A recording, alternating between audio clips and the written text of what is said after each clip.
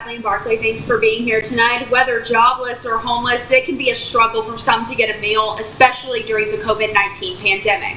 But there are Abilenians stepping up to help, ranging from handing out goodie bags to serving a hot lunch. Our Kevin Clack talks to those providing that help despite the pandemic and what it takes in our top story at 6. Feeding those through a pandemic.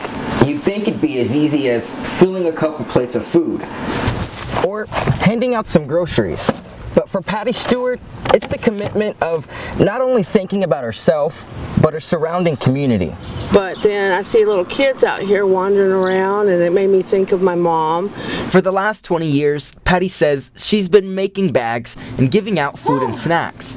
But to follow closer in her mother's footsteps, she decided to start her own neighborhood food bank. And then I moved this out here a couple of days ago, filled it up, and that's what got this all started. She says the extra few bucks in her pocket also made it easier, originally receiving $40 a month in food stamps. That's just plenty, that's fine.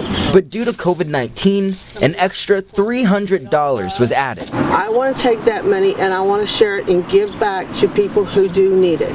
Retired pastor Isaiah Langford of Mission on the Move Soup Kitchen says for the last 10 years, they've served 180 to 200 people every Tuesday.